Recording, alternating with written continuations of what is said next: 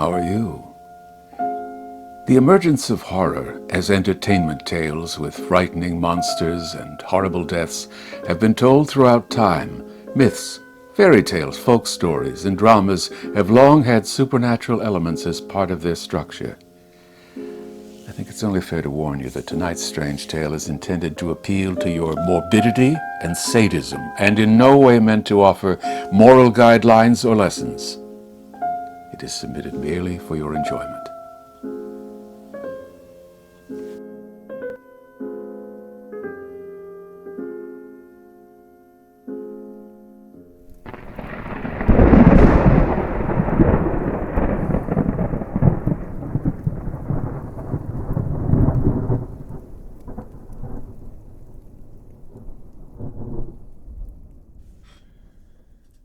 Varney, the Vampire. A romance of exciting interest.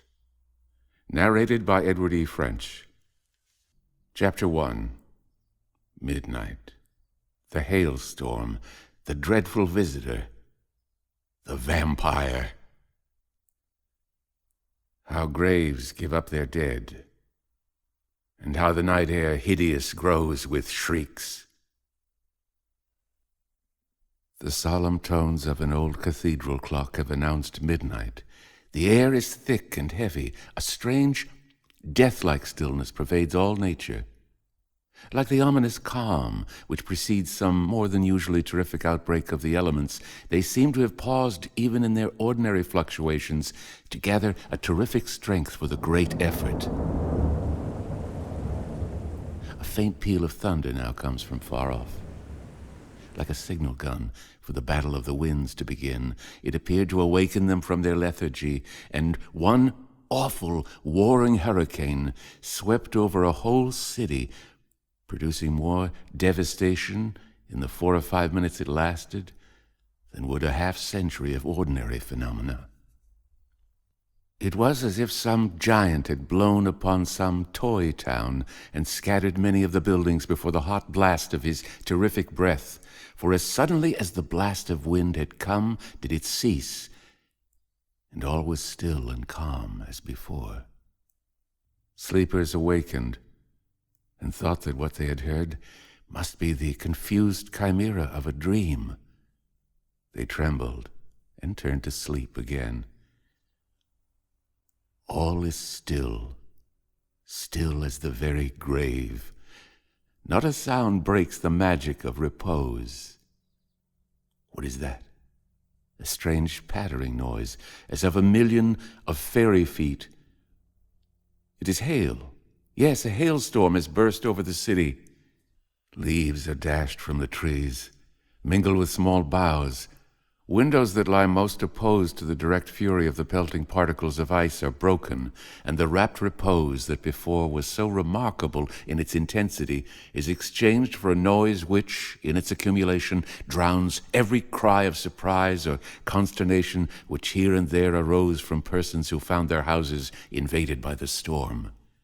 Now and then, too, there would come a sudden gust of wind that in its strength, as it blew laterally, would, for a moment, hold millions of the hailstones suspended in midair, but it was only to dash them with redoubled force in some new direction where more mischief was to be done. Oh, how the storm raged! Hail, rain, wind. It was in very truth an awful night. There is an antique chamber in an ancient house. Curious and quaint carvings adorn the walls, and the large chimney piece is a curiosity of itself. The ceiling is low, and a large bay window, from roof to floor, looks to the west. The window is latticed and filled with curiously painted glass and rich stained pieces which send in a strange yet beautiful light when sun or moon shines into the apartment. There is but one portrait in that room, although the walls seem paneled for the express purpose of containing a series of pictures. That portrait is of a young man with a pale face, a stately brow, and strange expression about the eyes, which no one cared to look on twice. There is a stately bed in that chamber, of carved walnut wood is it made, rich in design and elaborate in execution, one of those works of art which owe their existence to the Elizabethan era. It is hung with heavy silken and damask furnishing. Nodding feathers are its corners, covered with dust are they, and they lend a funereal aspect to the room. The floor is of polished oak. God, how the hail dashes on the old bay window!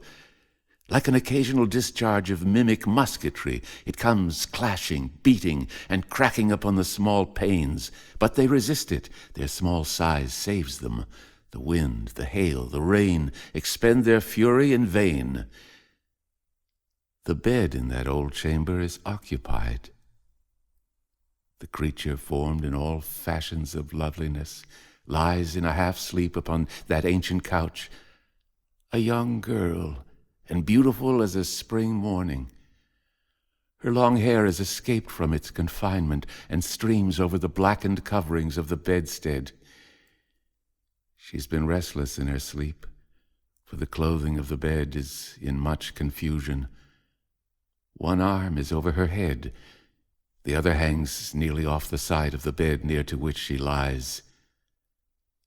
A neck and bosom that would have formed a study for the rarest sculptor that ever Providence gave genius to were half disclosed. She moaned slightly in her sleep, and once or twice the lips moved as if in prayer. At least one might judge so, for the name of him who suffered for all came once faintly from them. She has endured much fatigue, and the storm does not awaken her. But it can disturb the slumbers it does not possess the power to destroy entirely. The turmoil of the elements wakes the senses, although it cannot entirely break the repose they have lapsed into. Oh, what a world of witchery was in that mouth, slightly parted, and exhibiting within the pearly teeth that glistened even in the faint light that came from the bay window. How sweetly the long, silken eyelashes lay upon the cheek. Now she moves, and one shoulder is entirely visible, whiter, fairer than the spotless clothing of the bed on which she lies, is the smooth skin of that fair creature, just budding into womanhood, and in that transition state which presents to us all the charms of the girl, almost of the child, with the more matured beauty and gentleness of advancing years. Was that lightning? Yes. An awful, vivid, terrifying flash, then a roaring peal of thunder, as if 1,000 mountains were rolling one over the other in the blue vault of heaven. Who sleeps now in that ancient city? Not one living soul. The dread trumpet of eternity could not more effectually have awakened anyone. The hail continues, the wind continues, the uproar of the elements seems at its height. Now she awakens, that beautiful girl on the antique bed. She opens those eyes of celestial blue, and a faint cry of alarm bursts from her lips. At least it is a cry which, amid the noise and turmoil without, sounds but faint and weak. She sits upon the bed and presses her hands upon her eyes. Heavens, what a wild torrent of wind and rain and hail! The thunder likewise seems intent upon awakening sufficient echoes to last until the next flash of forked lightning should again produce the wild concussion of the air. She murmurs a prayer for those she loves best. The names of those dear to her gentle heart come from her lips. She weeps and prays. She thinks then of what devastation the storm must surely produce. And to the great God of heaven she prays for all living things. Another flash, a wild, blue, bewildering flash of lightning streams across that bay window for an instant, bringing out every color in it with terrible directness. A shriek bursts from the lips of the young girl, and then, with eyes fixed upon that window, which in another moment is all darkness, and with such an expression of terror upon her face as it had never before known, she trembled, and the perspiration of intense fear stood upon her brow. What was it? she gasped. Real or a delusion? Oh, God, what was it? A figure, tall and gaunt, endeavoring from the outside to unclasp the window. I saw it. That flash of lightning revealed it to me. It stood the whole length of the window. There was a lull of the wind. The hail was not falling so thickly. Moreover, it now fell, what there was of it, straight, and yet a strange clattering sound came upon the glass of that long window. It could not be a delusion. She is awake, and she hears it. What can produce it? Another flash of lightning, another shriek. There could be now no delusion. A tall figure is standing on the ledge immediately outside the long window. It is its fingernails upon the glass that produces the sound, so like the hail, now that the hail has ceased. Intense fear paralyzed the limbs of that beautiful girl. That one shriek is all she can utter, with hands clasped, a face of marble, a heart beating so wildly in her bosom that each moment it seems as if it would break its confines. Eyes distended and fixed upon the window, she waits, froze with horror. The pattering and clattering of the nails continue. No word is spoken. And now she fancies she can trace the darker form of that figure against the window. And she could see the long arms moving to and fro, feeling for some mode of entrance. What strange light is that which now gradually creeps up into the air? Red and terrible, brighter and brighter it grows. The lightning has set fire to a mill, and the reflection of the rapidly consuming building falls upon that long window. There can be no mistake. The figure is there, still feeling for an entrance and clattering against the glass with its long nails that appear as if the growth of many years had been untouched. She tries to scream again, but a choking sensation comes over her, and she cannot. It is too dreadful. She tries to move.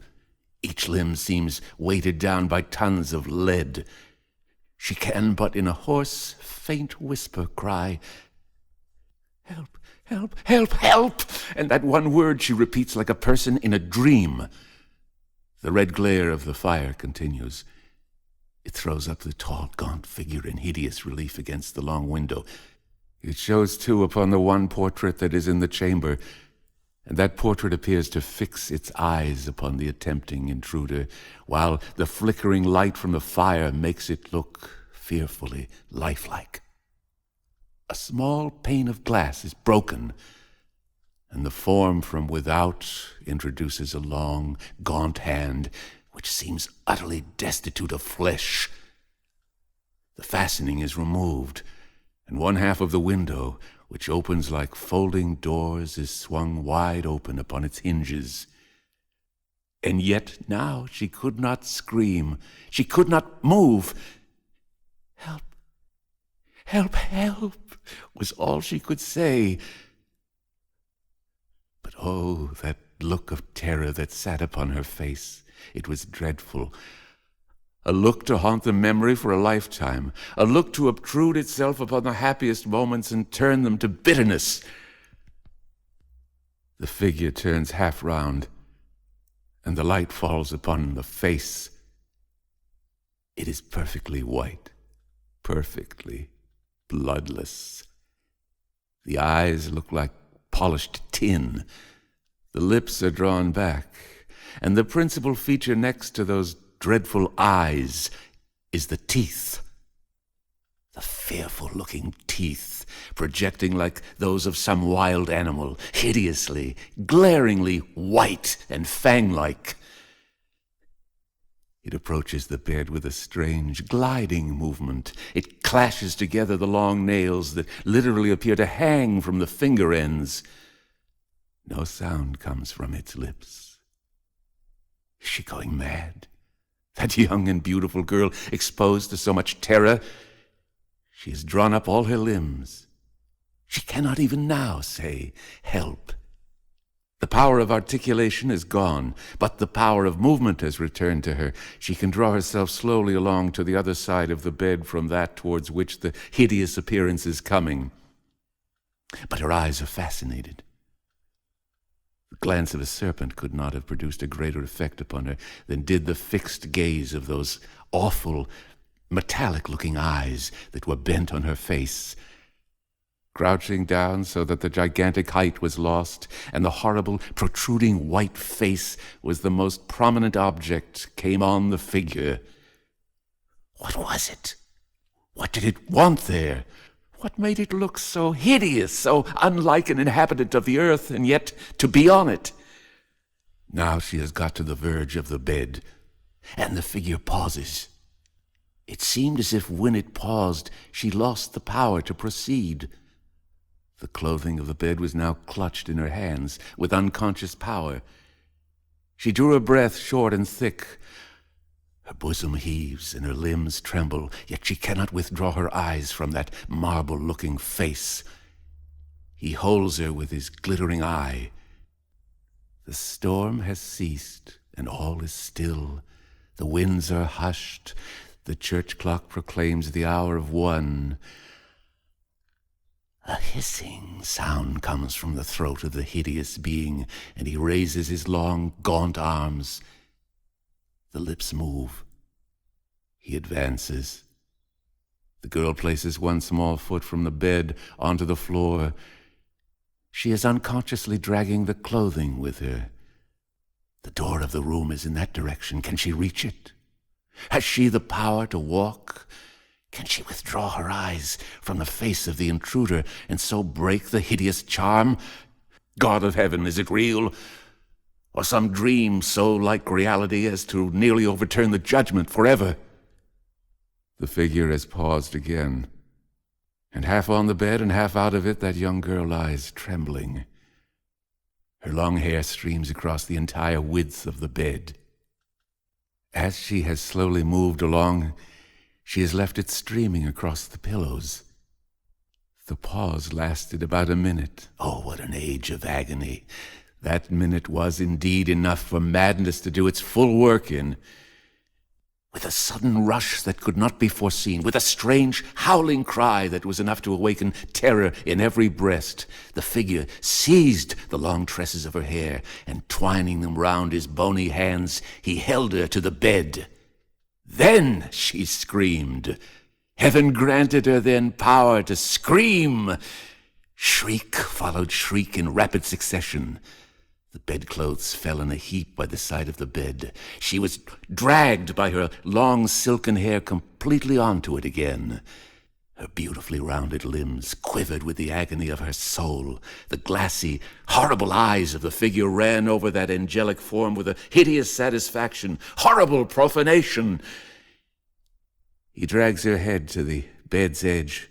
He forces it back by the long hair still entwined in his grasp. With a plunge, he seizes her neck. In his fang-like teeth, a gush of blood and a hideous sucking noise follows. The girl has swooned, and the vampire is at his hideous repast.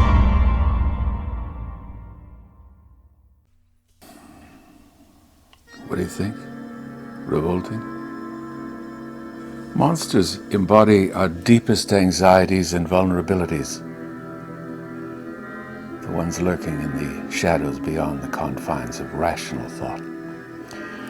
I'll leave you with this thought, a pleasant one. There's nothing like the laughter of a baby,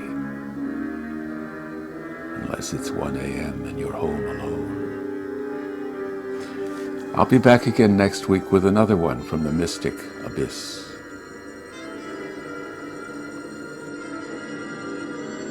Copyright exists on all recordings issued by Edward E. French. Any unauthorized broadcasting, public performance, copying, or re-recording of these audiobooks in any manner whatsoever will constitute an infringement of such copyright. Editing, alteration, copying, or redistribution inconsistent with copyright laws is prohibited, whether by digital, electronic, or other means. Links may be used, provided that full and clear credit is given to Edward E. French with appropriate and specific direction to the original content. Direct inquiries regarding this recording to Edward E. French at email edwardfrench06@hotmail.com. Subscribe to the Fiction Fantastique channel, www.youtube.com/FrenchEdward06.